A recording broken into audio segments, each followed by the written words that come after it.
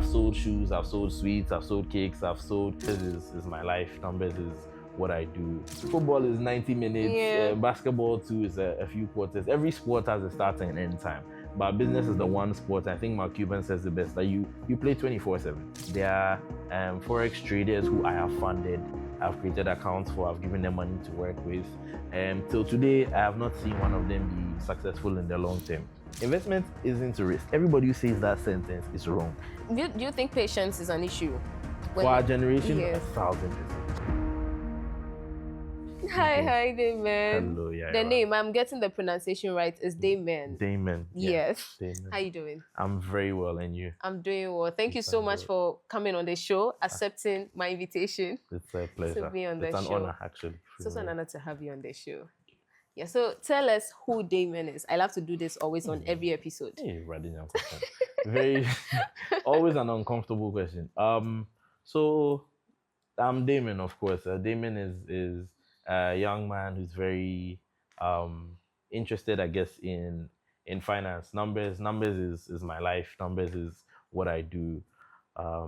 Investments or investing has been what I've spent the better part of this early stage in my life doing, whether it's as recently as our Ghana Stock Exchange to as far back as sort of my own small private equity type of investment where I found young businesses, young startups that I could partner with, provide the resources to. It wasn't always cash. Sometimes it was the introductions, it was the relationships to help the business move forward. But that's sort of where I started from, this fake coined term of resource investing, simply because I didn't have the money. But that's how we sold the story. And we found partners to start working with. So I ran Lynchpin Global, where deal execution, investment advisory firm that focuses on bringing private investors together, creating sort of SPVs, creating structures that allows groups of young people who have liquidity, who have capital, to fund and invest in opportunities that other young people have but may not have the capital to push forward. Aside that, we also run the youth and business community, which is the company's social responsibility branch, but our NGO that focuses towards youth inclusive, youth interdependent businesses or young people who have startups in this arena. So we bring them together, we guide them, we provide them with the resources, the people, the locations that they can use to do whatever it is they want to do in the social enterprise or entrepreneurship space. So for me, that's mainly it. I also have a bit of a medical background. You don't want to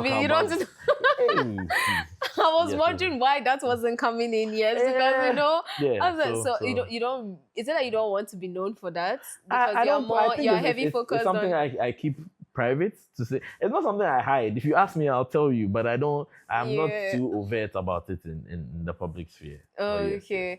Do you say the medical profession is something I'm pursuing as well? You plan to practice? I plan to practice. Oh yeah, definitely. Okay. Definitely. So would you say that your upbringing contributed to your, should I say, interest in finance and the path you are on when it comes to investment and helping businesses and startups?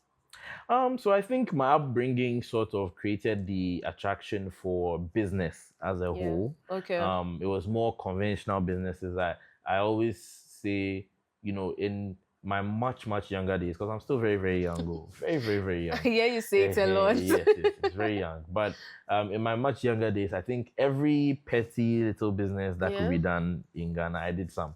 I've sold shoes, I've sold sweets, I've sold cakes, I've sold women's clothing, I've sold what you can sell. I've sold some before. If it can be sold, I've sold some before. But I think is it that you needed money or you needed experience? Oh no, I think it was the genuine interest in the sport of making money. That's what I call it. I call it a sport because it's the only activity you can do 24/7. Every other sport, football is 90 minutes. Hey, if I said 60 minutes, they would have caught me.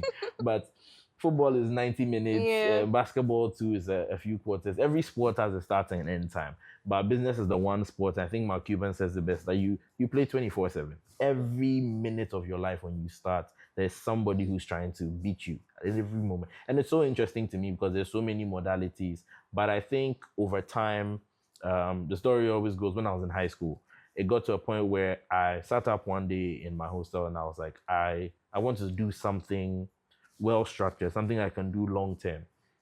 A business that I'm not just doing informally to make a bit of money and then be done with, but something I want to do with my life. And I found myself, for somebody who was coming up, who did every type of small business, who came up with all the crazy ideas you can come up with. I used to have a book. Recently, it got missing. It broke my heart. But that I wrote every silly, crazy idea that I would come up with. And years later now, it's some of them are reality. I wrote underwater hotels, rockets that would carry like waste out of the planet, because of the waste issues. I thought of all these things and wrote them out, planned them out. I used to have like a one-pager structure. What will it be called? What do you need? Who do you need? What do you need? Who do you need? And where will you do it? As far back as SHS? As far back as SHS. From my first, second year up until I finished. And I built this book up. There was a page for everything. I don't think there's a space I didn't come up with something. Okay. But when I finally decided to do this, I couldn't come up with anything. Not a single idea came to mind. And that's when people started pitching me theirs. I had classmates, juniors who would come to my room and pitch. And that's where sort of the investment thing came from. And then there were things that happened later on that helped me sort of learn about the space and structure it into what I do today. If people who have not seen you in person or don't really know much about you, but they've only met you on the internet, what's that one thing that you think they will completely misunderstand about you? What's this? Maybe that I like money. Don't you like money? I have friends who say, okay, so that I like money as the priority. I think for me, it is, like I said, the art of, the sport of, I like the making of it rather than, so I would, those questions that they ask, if you were to be given, I don't know, $50 million today, or you be given maybe $1,000 every day or something, I'd always take, I don't even do the math of which one makes sense, which one adds up to. I always do the one that gives me something every day because you are forced to do something with it. A lot of people will take the bulk and calculate, I can live my whole life off of this, so I'm cool. I'm going to stop and focus on soft life. But I would always take the option that lets me partake. So if I woke up with $1 billion, $10 billion in my account tomorrow, I would still be doing what I'm doing. Because it's the sport is what's fun to me. So, but it's fun? Has it always been exciting, like you making money and all of that? Or when did it just stop? I don't think that stopped being exciting because right now you said it's fun. Yeah. Is it also more of a responsibility too? To me. Okay, so I think it's a balance between the two. Yeah. The excitement has to be, if I would say if you have a job, you're deciding what makes the most sense. But if you're starting a business, you need to pick something, because a lot of people even say, okay, like be realistic with and I've given that advice before, be realistic with the opportunities that are around and do what would work. But even what will work is difficult.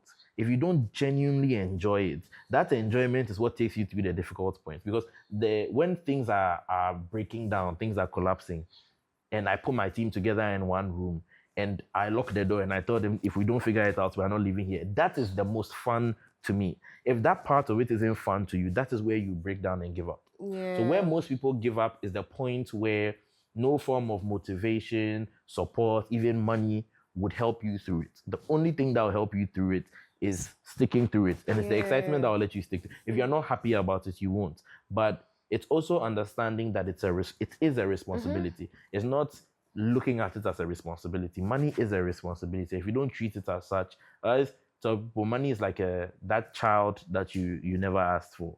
If somebody dropped a baby on your doorstep and you decided to take it in, no matter the fact that it was not your child, you didn't give birth to it, it is not, as long as that child is in your hand, it's your responsibility. And you need to take care of it, otherwise it will not grow. Right? And no matter how much money it is, there's no amount of money we've not seen someone lose in this world. If you really think, there have been billionaires who have gone to zero. There have been multi-billionaires, there have been wealthy families, there have been businesses that the world cannot do without, that the owners have still gone to zero. So it's always possible to lose it. So if you don't see it as a responsibility, you will not take care of it and maintain it. Okay, I like the balance to both of them.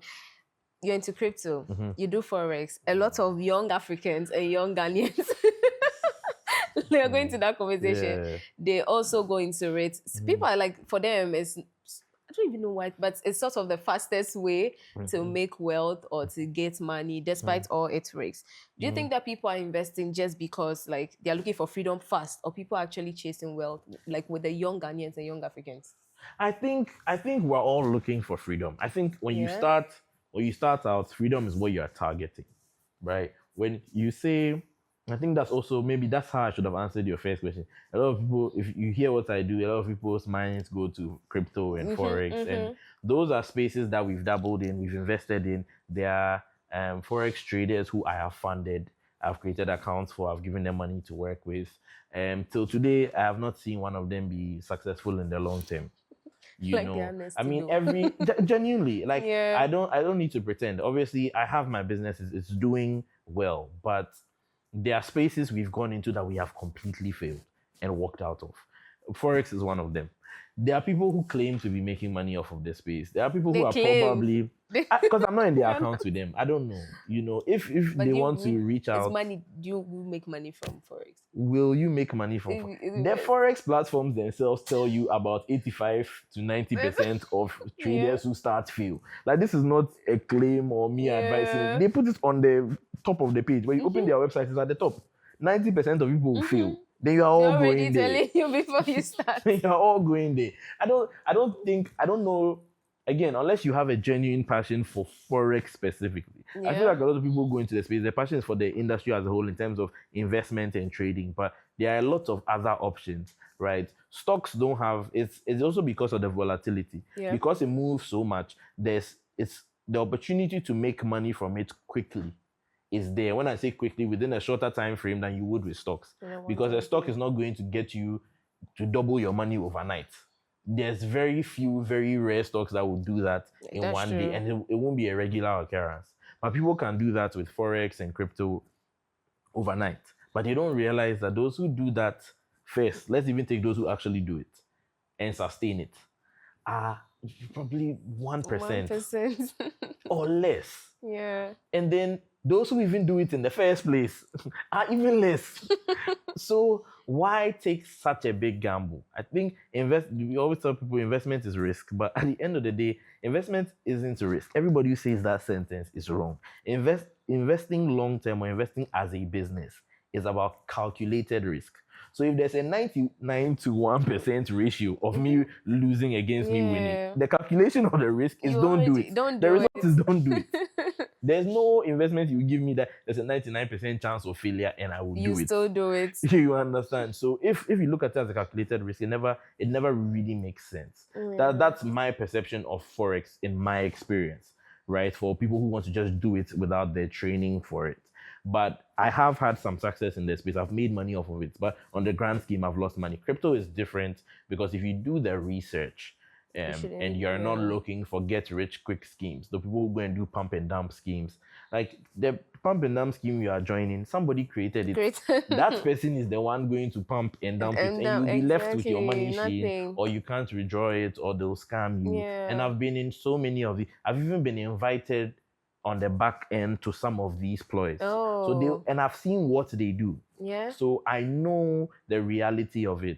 I've been invited to invest in some of them early. Before they put it out, they gather investors, put up liquidity into their coin before they put it in the public domain. So when you are buying, somebody has already made it. So they are waiting for you to buy to take their money out. So don't rush into it without understanding it. But those who make money are those who do that, the studies first.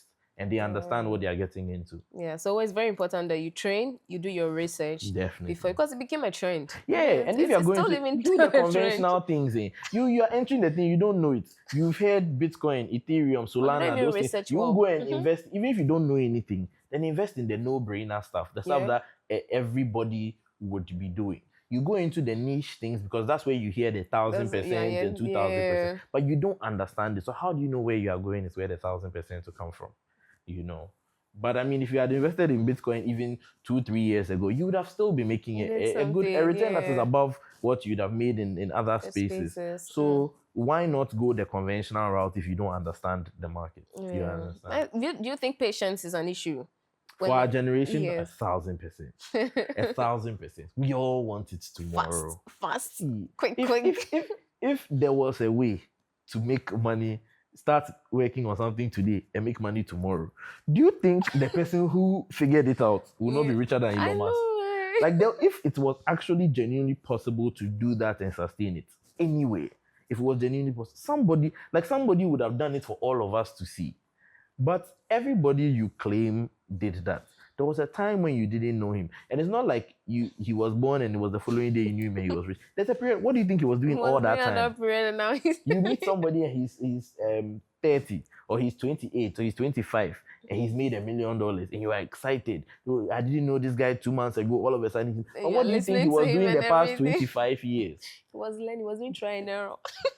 But that's the thing. So you didn't do the try and error, but you think you can follow him and do the $1 million the way he did it. It doesn't work that way. So with this whole trend about get rich fast, get into this without training, or what do you think, or what do you say is the most dangerous mindset that young men have from this internet money culture?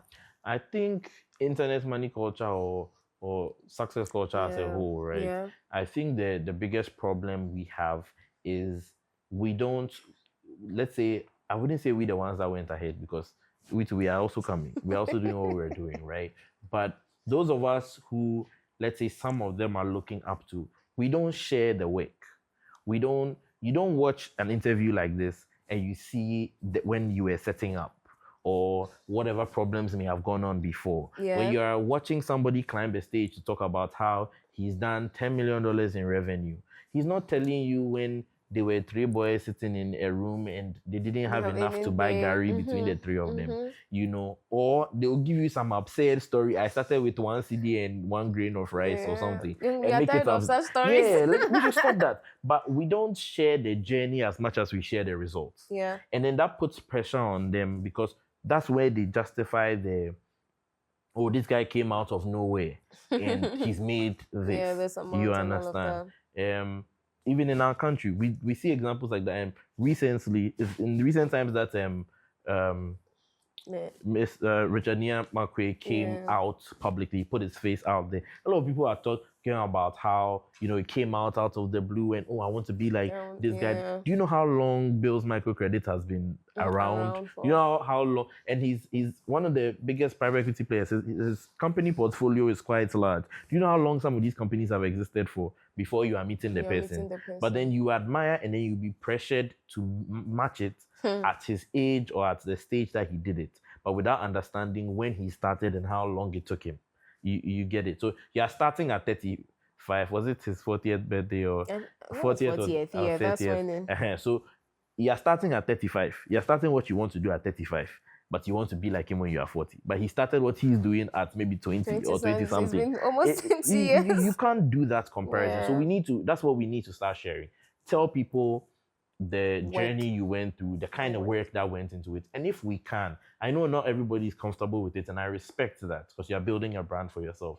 But if you can share the failures and how you dealt with it, share them. When you can, genuinely share them. You don't know who you help. You don't know who you help. I love that. Now my mind is going to when it comes to, I know they're saying that, men are not so emotional, men are logic and all of that. Though I want us to focus on men, but also women are like, when it comes to building success, when it comes to investment, finances, because you talk about that a lot. Let's talk about the emotional and mental dream that come with it.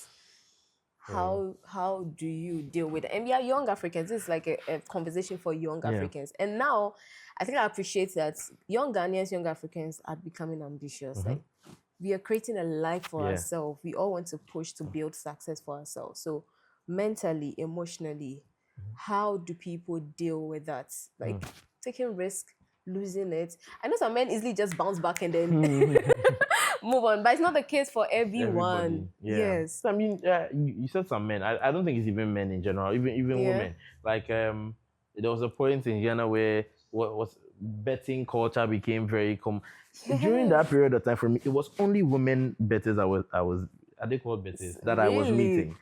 I met so many women who were avid like betting connoisseurs, and it will shock you. Yeah, and it will shock you the kind of work they put into it. Like they will take they actually they will calculate the team every match they've played against this other team for the past 20 years, and when they do well, when they don't. Yes. And and how that works before they make the decision. So I think the first thing at the back end is like understand the kind of back work that goes into it, because it saves you the emotional turmoil. Because if you know you did the work and it didn't go the way you expected it to go, you know that it's an outlier. It doesn't break you as much. But when you take a random bit, then you just feel like God is against you. The world is against you. Your family. They'll tell you everything's up, and you need to understand that is not the case. There is some data. I always say, if you are in the investment business in any sphere, you are in the information business. That's all it really is. There's somebody that's privy to some information that you don't have. That's the only reason why they do better than you. Somebody buys stocks the day before they go up by 10-20% every time they buy a stock. And to you, it sounds strange. But maybe they work in the BlackRock office and they know when some of the biggest players are about to pour billions of dollars into this stock. So they buy it the day before. Again, that will probably be insider trading and completely wrong. But the concept is what I mean. There is some piece of information. There is, on the Ghana Stock Exchange recently, I think intravenous ILL, that's the stock's name. Intravenous Infusions Limited jumped up by 10%, I think just yesterday or something. Right? You could make 10% on your money in one day. But the news came out about a week ago, if I'm not mistaken, that Mr. Easy bought about 47.5 million shares of the company. Based on that information, a few people could have predicted that the stock was going to perform better. There'll be demand for it because people want to follow whatever the big players are doing. But you didn't make yourself privy to that information. Then you bought another one that didn't do well. And you say the people who are lucky and you get depressed. Those of us who are in the space, let me tell you, with all this I'm saying, we still get depressed at least once every 3 months. It will catch you. You'll be in your room, the lights will be off, some emotional music will be playing, you'll be sad small. Then you pick yourself up and keep going. But it's because you're not doing the work. That's why it's breaking you. It will dampen you. If you think that's not going to happen, that's wrong. It's a lot of people, especially the Forex guys, will tell you. There's a lot of the training that the people who offer training do that goes into mindset. I'm a very practical guy. When I'm speaking on stage, I'm always talking about giving people information they can use. For me, talking about those emotions and things feels like I'm giving you emotional halabaloo that you can't do anything with.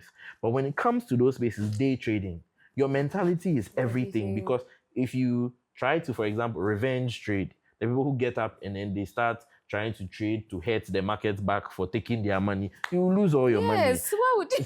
Or you missed a particular bump in some crypto that you didn't buy, and everybody bought and they made money and you lost out. So now you're trying to buy everything. You throw your money into 101 coins that will lose you money.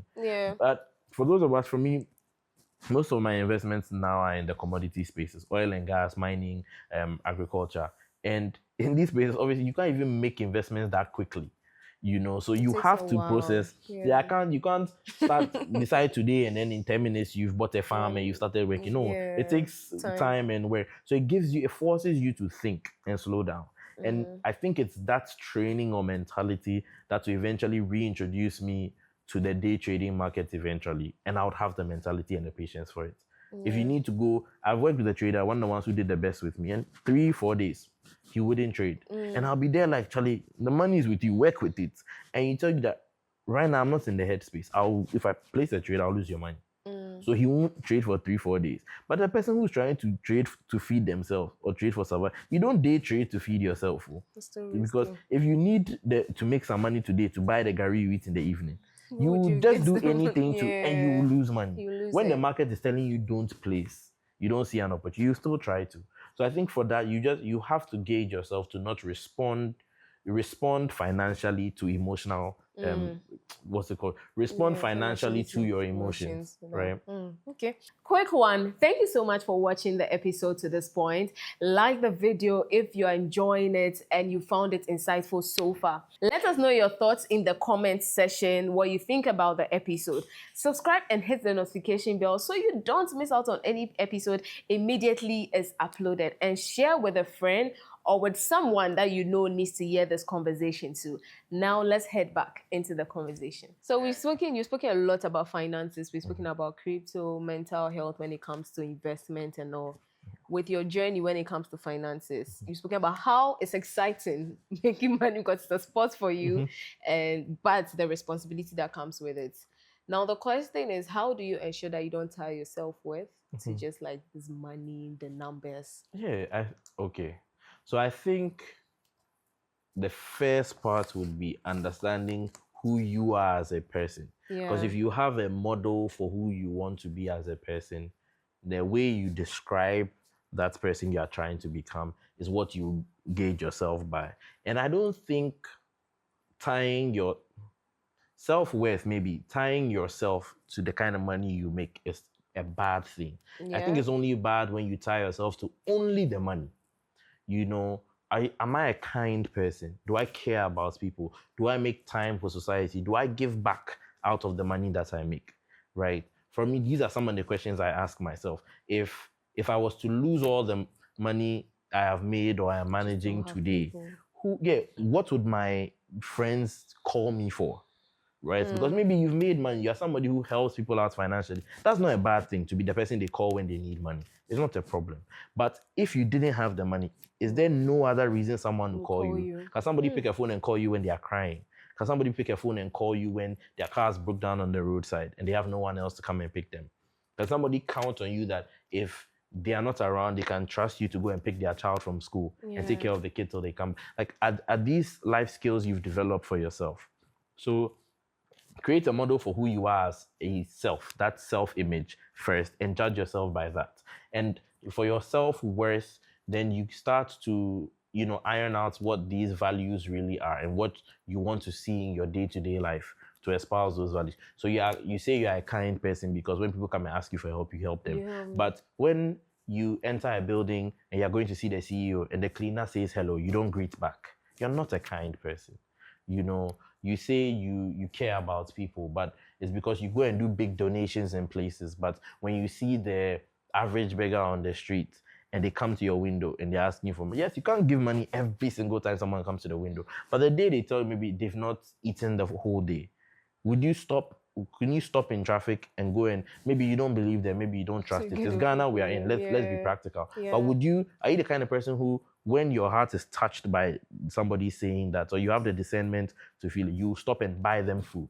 Maybe not give them the money, but you stop and buy them food. Or you're buying food and they come and ask and you buy them food as well. These are some of the other things you should look at. So have other reasons you define your success. I've defined an image of myself for the kind of money I want to make and the life I want to have when I make that kind of money. But if in life, for some reason, I don't get there. Recently today, I was watching a show and I saw there was a character in the show that espoused that for me. And there's an image of, for me, family is big for me. Yeah. If I am to get to a point where I can have myself, my wife, my kids, and build a life with them where my kids don't lack anything. Maybe they don't have everything in the world, but they're not worried about where they're going to eat, where they'll go for vacation, the next toy that they want, the things my wife wants to do to have fun, the things I want to do to enjoy myself. Those basic things are taken care of. Even if I don't really get where I want to go, I will be happy. Okay. But it's not everybody who can say that. For some people, if you minus the money, you've minus joy. Yeah. And that can't be it. Your happiness can be tied to some of the money you make, but your joy, the innate happiness you have every single day, if you tie it to money, you would not, because any business owner will tell you that, see, you can have a business that makes 1 million cedis a day, and you still find a way to be broke. Business will teach you that the people making the most money in the world, when they tell you they don't have money, they're not lying, no. Right now, Dangote can tell you maybe today there's no money in his account, and you won't believe. But he has poured billions into all these things that are happening. One mistake somewhere can cost him all the liquid cash he's keeping. And you won't understand, and you won't believe. If somebody goes to him for help and he says he can't help, you won't understand. But they have their money tied up in things. So sometimes it doesn't make it. So if my mind, for somebody like me who's into investment, my money and my happiness was tied to that money. When it's all locked up and the investments are doing bad, then I should be crying every day. Yeah. But that's not supposed to be the case, because I should have other sources of joy, right? There are other things in my life I look to and they fill me with so much happiness. I honestly, I could do without the money, but I could never do without them. And those are the friends I call family, the woman who raised me more than anything in this world. And some of the people I've helped and seeing where they are now, even in my investment business. I always say, besides the money we've made, the businesses that I can point to, some of them I'm not even involved in anymore, but I see what they are doing. And sometimes I call them on, especially when I am feeling depressed, I am feeling like things are not going on. I call some of them and just ask them how their business is doing. And when they tell me, it fills me with so much joy. Because if I didn't do it at that time, if I didn't take a chance on this person, where would they have been today? You know? So that's I think for me some of the things, and it can still be tied to your business, but it's not necessarily tied to money. I really love the answer. I especially love the parts where you say, when the money is taken away, what would they call you for? Yeah. And when the money is taken away, what else will bring you joy? Because with the way we young Africans, we are chasing wealth, we are chasing success, trying to make money for ourselves to give comfortable life, we could miss it. Definitely. Where it's all about the money. So I really do appreciate your answer. So before we go to the truth without filter questions, what's that thing that adulthood humbled you about quickly, very quickly? The thing that adulthood humbled me about. Yeah. I think I'm looking for the best word to use to phrase it. I think it's intention, if I'm using the right word. You always have the capacity to do so much. Or let me put it properly. You always have the ability to do so many things. But if you can't align your day-to-day intention to something specific, you don't achieve anything. You know you are capable. Like that's not a question. You know, if you were somebody who plays sports, school is always the best example because it's a controlled environment. You're somebody who was, when you play football, you're the best person on the pitch. When you're playing basketball, you're the best person on the court. When you're playing tennis, you're the best person on the court. You were a sports fanatic, right? We all knew somebody like that when we were in school. They were just so good at it, but they never focused on one sport. So they never did anything with it. And that is some of our bankers, our lawyers, these things today. Not because they couldn't have been great at something else, but because there was no intentionality or specificity with what they wanted to do. So the fact that you have the ability to do so much, and this is something a mentor told me, the fact that you are able to do so much, Nana say, doesn't mean you have the capacity to do it all. Right? You know, a cup can hold, that's the way he explains it. A cup can hold juice, it can hold water, it can hold wine, it can hold this thing, but it can't hold all of them at the same time. Yeah.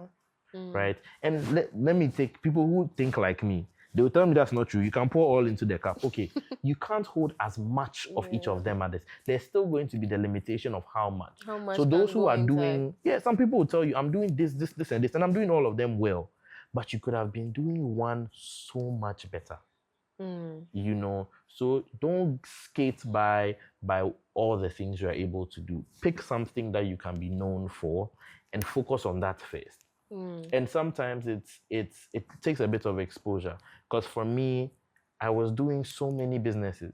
And to a lot of people who were older than me, they felt I wasn't focused, I was distracted, and I said he doesn't know what he wants to do. And I was heartbroken by it because I felt like I did. But I did want to do all these businesses, or I did want to be involved. But it took a wise father figure, a wise older brother to tell me that I should pause and ask myself, in all these businesses that I am involved in, what work do I really do? And I realized I was always the one handling the money. I was always the one doing the numbers. I was always the one deciding what we spend on to expand. So at the end of the day, ask you, what business is that? That thing you are doing in all these spaces, what is that? Because that's what you really do. And that's how my business came to be, right? Because I understood everywhere I went, I was doing the same thing. So why not make that the business and focus on that, be intentional about that, So I think intentionality, being specific and intentional about what it is you want to do and focusing on only that was the biggest lesson I had to learn. And when I wasn't doing it and I was feeling the difference is what humbled me. Because when I found it out and I started, it is everything. Unbelievable the kind of success I saw in comparison to what I was doing before. And I thought I was very successful at what I was doing before, but it's not true. Helping everyone and doing everything. You feel like you're the man. Yeah. You're everywhere. Yeah. You are doing everything. No, but at the end of the day, it's one thing you are doing everywhere. You just like showing your face everywhere. It doesn't make sense. It doesn't help you grow. It doesn't. But I think for me, that's it. That's what humbled me, learning to focus on one thing. When it comes, you've spoken a lot about mentorship. And since mentorship has really shaped your journey, you have people who have mentored you in this journey. What would you have to say to young Africans? There's some young Africans don't even believe in mentorship. Who don't believe in mentorship? I understand it. Okay, so tell me why you do understand, because I've come across some people who don't really believe in mentorship. But I do speak to some people like you, and it's clear that mentorship has really shaped your journey. Yeah. I think it's again, it always comes, I always say foundation is everything.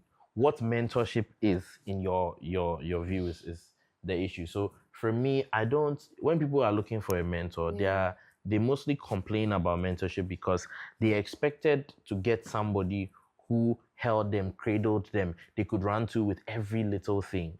But you forget that most of your mentors are also on their journey as well. Your mentor can be 60. He still has things he wants to do.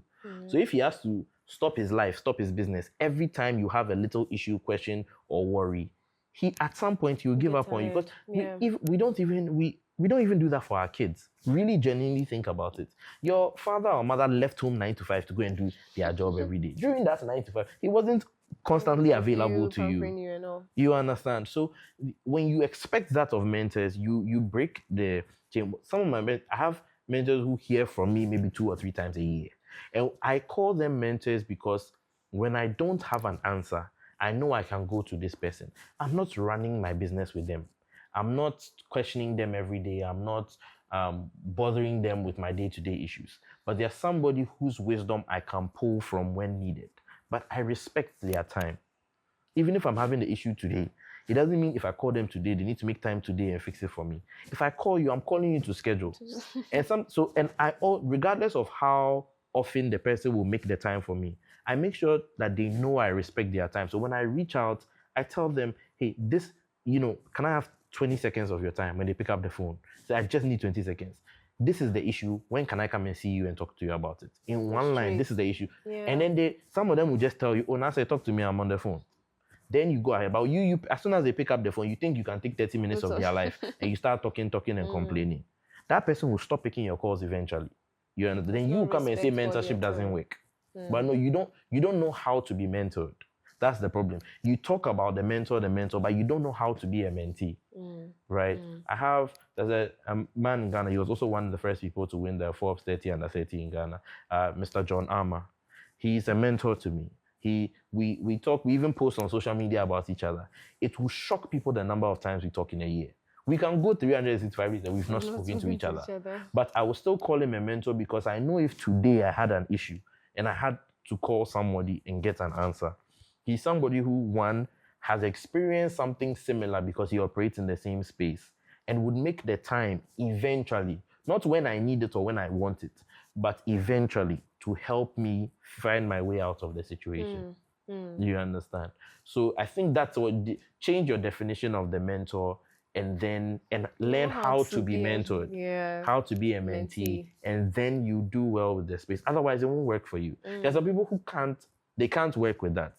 I don't want to call it entitlement culture, but that's an entitlement culture. If you get me started about entitlement culture, we won't end this interview, so let's just move forward. But even outside of that, there's some people who they work with, I always say it's the Nigerian way of doing business. I've learned a lot from them and I admire. If there's we need to do it now. Their thing is we figure it out now, we do it now. Right?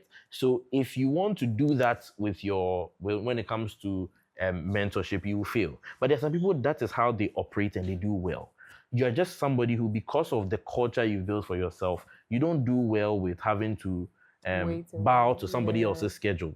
And if that's how you are and you respect that, you understand that, and you accept that for yourself, then you just know you're not a good mentee, but you don't have a problem with it. So then you look for other avenues. You learn from content and some of these people who could have been mentors, but when they do written books and speeches, and you learn from those things, because then it goes at your pace and your timing, right? But if you want to learn from the person, you cannot dictate the timing. It won't happen. So from what you said, we can conclude that not everyone can be mentored, or not everyone needs. Everyone need them, and you can just be mentored in a different way. Yeah, definitely. But not having the direct conversation with people.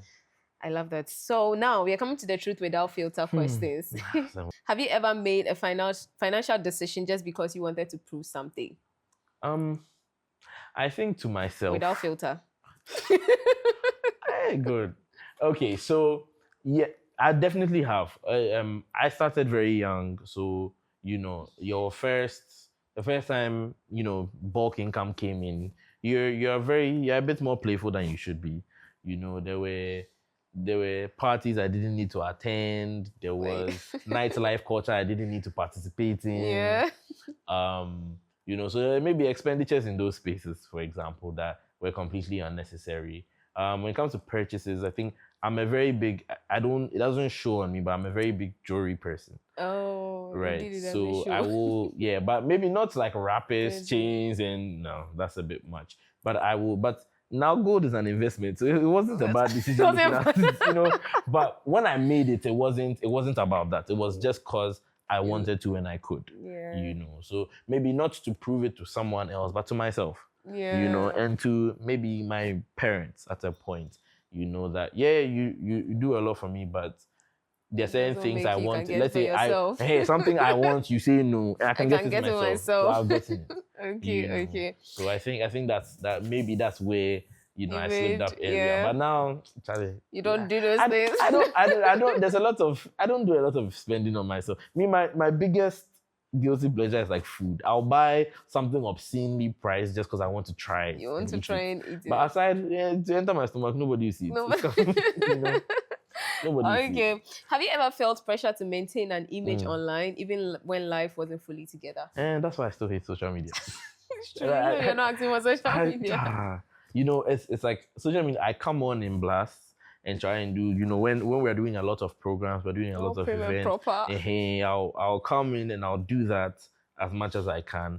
But I even have the people who work with me in terms of my media team wanting to come in and take my social media passwords and want to manage it. And I don't know why I'm refusing, but I still refuse because I don't want to have to keep up. Even if you can or you can't, I feel like when you give yourself to it, the system drains you. The system pulls you into the space of, there's so many people in the space when it comes to public speaking, when it comes to working with youth, when it comes to even investment, who are my very, very good friends.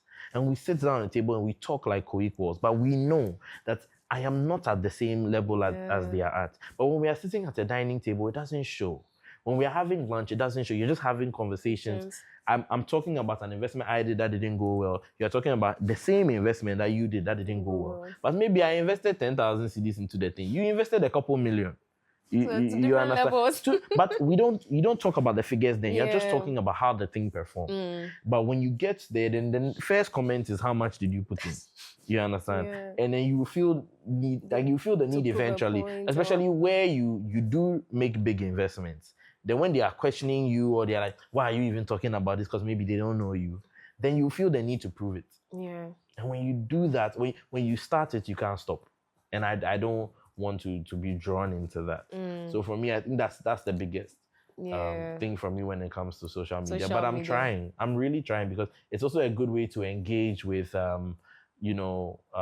clients and the general investment community as a whole and get information. As I said, it's an information business. So getting that information is key, and that's an avenue to go about it. Okay. What's something about success culture you secretly dislike? Success culture. The results without process. The people who display give results without process. You How did you get there? You've been working on a thing for 5 years. You tell it, and you failed every year. for the past 5 years. Today, you've gotten your first big client and they've come in and you come out and it's like, hello, ladies and gentlemen, let me tell you about how I got my first client to invest over $1 million into our business. But you forgot that you pitched 25 people, they've all told you no. You've gone to 20 expos, they've all told you no. You sent emails, you won't tell anybody that. But you go straight to the success. And then the person who's trying to learn from you feels like there shouldn't be anything between his start and that result. And that's what's unfair. That's so unfair to people. Like I know you feel like you're trying to motivate people, but remember that as much as they are being motivated, they're also trying to learn from it. And if they are listening to your voice, you're the only one who's giving them inputs to work with. So all the work with is what you give them. All you give them to becomes all they build off of. So if it's not matching, all of a sudden there's a problem, But that's just not the case. One thing you had to unlearn growing up. I think it's the same thing. It's the multitasking thing for me. It's for me, it was a big problem. Really was a turnaround for you. It was a problem I had with my parents. It was a problem I had with business partners because you'll be building something with somebody and they feel like you are split between so many things, So, and I think also understanding that like money itself isn't the goal. It's a tool. So even as little as you have it or as much as you may have it, you are supposed to use it. Those who in the name of saving are just trying to hoard everything they get, they are missing out on the benefit of where you could put that money and grow it. The experiences you could gain that will save you larger problems when you have larger volumes of money. If you tried to do things with that money in the name of I want to save for a rainy day, it doesn't mean saving is bad. Yeah. Everybody saves, right? Or everybody should save.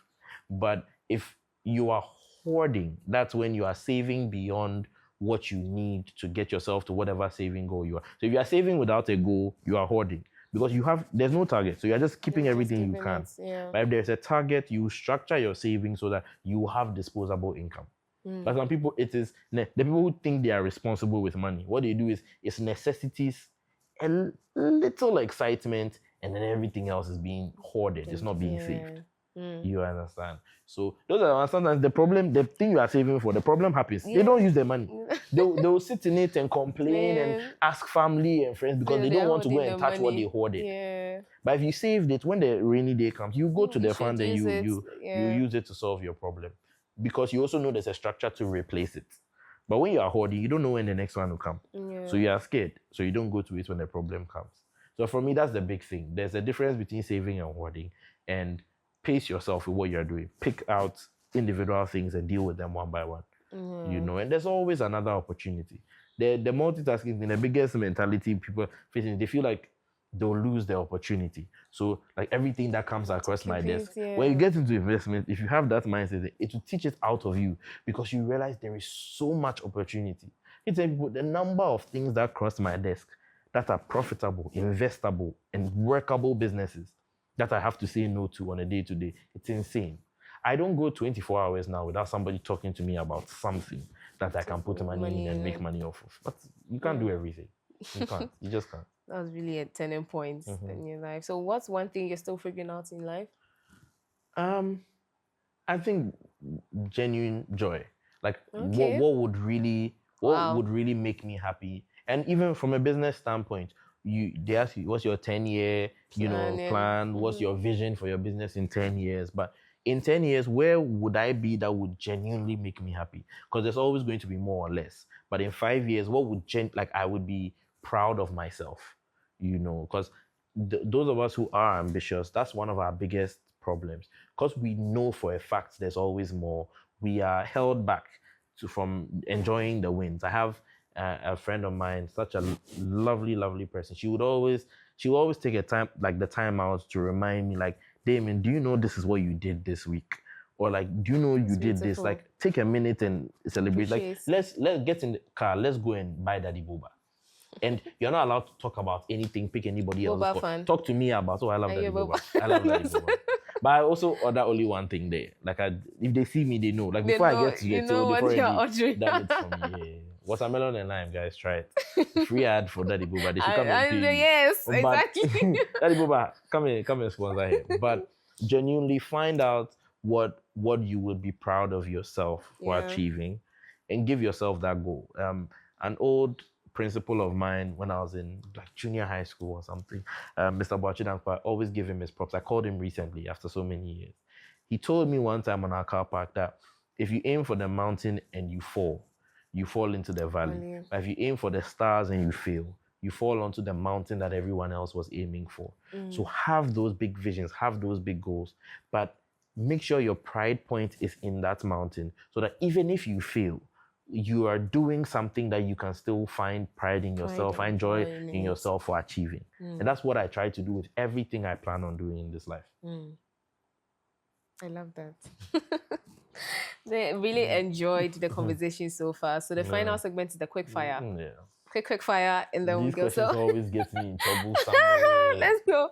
What's more important today, skill or visibility? Skill or visibility? I'll say skill. If you can't do it, let's do social. People are hammering on visibility today. Do social media influencing for everything. If I hire you for the job and you can't do it, I'll take my money back. So skill. You go for skill. Yeah, skill. No visibility. 1,000% skill. Okay. Somebody will refer you. You will eventually get it. It may be slower. You may find that, but you may even have one. There are people who are so good at what they do that the first clients that found them refuses to let them go. The second you tell them somebody else is offering you more money, they'll pay you more because you are just that good at what you do. Skill. So skill. Always. The truth about success nobody says out loud. It's lonely.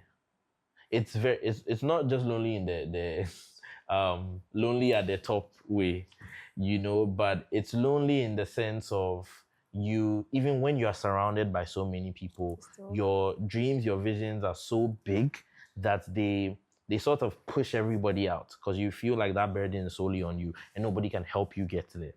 So it gets very, very lonely mentally, and it's a battle. It's a battle mentally first before anything you're doing with your actual business. So a habit you think quietly destroys young people? Comparison. Stop looking at, get off of social media. If you found what you want to do, somebody life is social media. So if what you want to do is social media, then my advice, you see, it's not for the people who do advice and then they think they can advise the whole world, I'm not part. Me, if you found what you want to do and it's not actual social media, and you can afford to hire somebody to manage your social media, don't look at it again. Just focus on the day-to-day business. If you go and knock on the door of what? I don't remember the last time I've met somebody come to knock on my gate to want to pitch something. But there was a time in Ghana that was traditional ways of reaching what happened to going to their customer? Social media has come. Yeah, social media. But if you open your own social media, even the same thing, how much of it do you see in a day? So you are putting but how many people came to that person's gate, came to that person's doorstep, called that person, So I think for me, that's it. Stop comparing because these people are showing you fake lifestyles. These people are showing you results for a business, but the results didn't come from that business. Daddy bought them a car and then they said after selling eyelashes for 3 weeks, they've bought a car. Stop it. And the ones who are doing it need to stop. Please stop. I beg you. I get it's motivation and branding, but come on, man. Let's stop it, please. You're hurting people. You think it's a joke or but you are hurting people. But there are people who are giving up on dreams that would probably change Ghana as we know it. I've done pitch competitions and I've listened to some of the pitches, and these guys are thinking up things that if they just stuck with it for 2, 3, 4 years, but they are not used to it anymore because it didn't look like the people they are looking up to, it took them 2, 3, 4 years. Because they hid it. Probably even took them more. They hid it. For me, honestly, what my business, I want my business to be, before I even feel like I'm genuinely doing the business I want to do, it will take me another 5 years. Not for it to be successful, for it to be what I want it to be, to say I'm actually doing the business I want to do. It will take me another 5 years. So if I come and tell you, hey, I'm successful, be like me, I'm lying to you. Because what I want to do, I've not even started. Yeah. I've not started the thing. Crashed. So stop it. Let's stop it and be real with these people. Oh my God, one thing money improved in your life immediately. Options. Options. It allows you to choose. And choice is everything. Choice is everything. Just the simple ability to say no, right? If any man is confused, ask a woman. She will tell, if when she gets the ability to just say no to anything, any person she wants, that's the happiest day of her life. Because nobody can pressure her to do anything. She wakes up, she does the hair she wants, she drinks what she wants, she eats what she wants. The 50 people are texting her on her phone. She only replies to the person that she wants. If you want to be offended, be offended. Choice is the biggest gift you can have in this world, above everything else. I love that. So final question, a lifestyle trend you think is overrated? Lifestyle trend. See, I'm not on the internet. I'm not on the internet. I'm not on the internet like that. But I don't know. They're showing their flashy cars and all those things. Like, yeah. Displaying lifestyle. Yeah. In and of itself, I think for me, it's displaying lifestyle without commentary. Share if you are showing lifestyle, you want to use it to motivate people. Great, have a reason. But if you have a reason, like, teach them. Don't just show them the picture of the end. They can Google, like the Ferrari you are showing people. They can Google a picture. It's the same thing on, like, open Google right now and type Ferrari. See the pictures. You see it. It's the same thing the person is showing you. So add something to it. Yeah. For me, I think that should be it. Yeah, I said that was our last one, but this is our last one. What's one thing people misunderstand about ambitious people? I think they correlate a lot of what we do to greed and self-centeredness. You think ambitious people just want more for themselves. But I think we've all seen, in some respect, whether you come from wealth or you don't, whether you've been exposed to it or not, you have, for some reason, seen what, even if you've seen it in other people, you've seen what a lack of choice can do to a person. You've seen what a lack of that success or reaching that goal that you want. Or you've pictured a world that doesn't have what you feel you have to offer.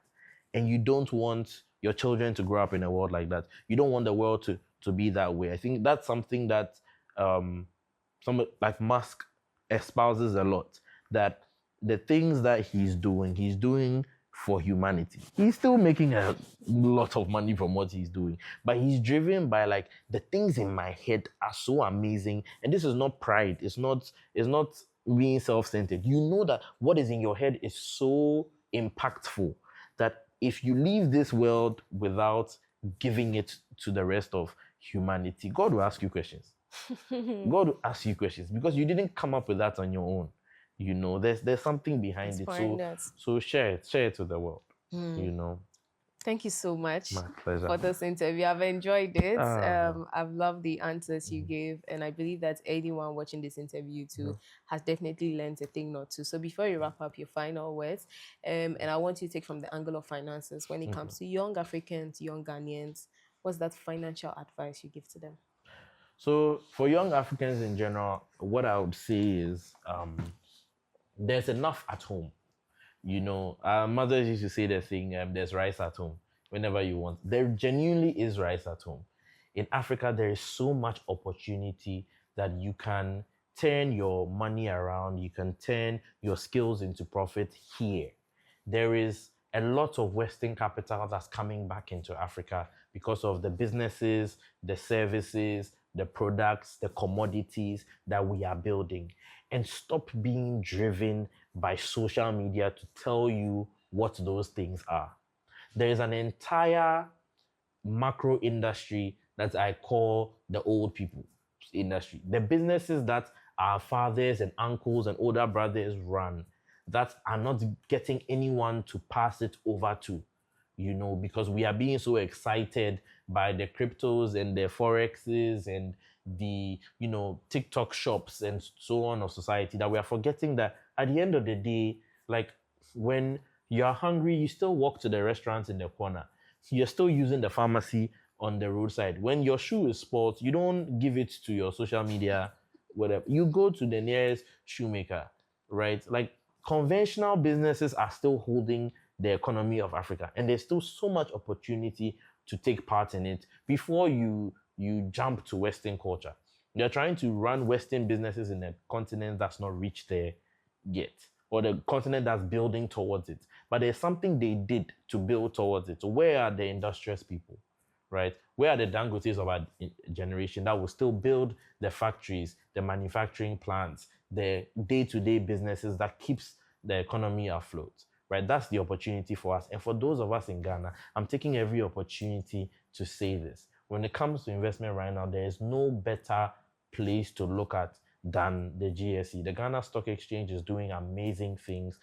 Take your phone, download the apps. This is someone's platform. I will not market anybody, but pick up your phone and look for some of these platforms and start investing, right? You can invest with as little as your 5 cedis, 10 cedis, 20 cedis, 30 cedis. You can, right? Our market is lacking liquidity because there's not enough of us investing and trading. But if we get into it, that's where you can really reap off of these investments. But right now, we have a buyer's market. The opportunity is open to everybody. There's very few ways to make a bad decision on the Ghana Stock Exchange right now because the large majority of everything that's listed is on an uptrend. So right now is the time to just get involved, right? You can study as you are doing it, but just get involved.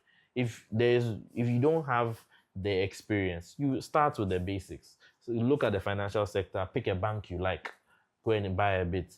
Pick the telecom net. There's only one telecom on the GSE, but again, I'm not marketing anybody. Pick a telecom company you like, because in our country we have 3, right? These are like no-brainer blue chip investments. Casapreco is IPOing this year. By the time this probably comes out, they have.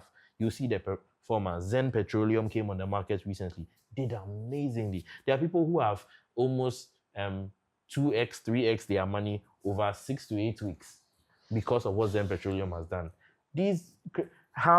Where can you see this happening in the markets right now with such a guarantee? So get involved now. If you're in Ghana, young people, I won't give you any other advice. They ignore social media. Don't be distracted. I've said it all in the questions. But get involved in the Ghana Stock Exchange today. Start buying your first stock. Nice. I was just smiling through all the advice. So thank you so much. Thank you so much for that. Sure. That's insightful. And start buying your first stock.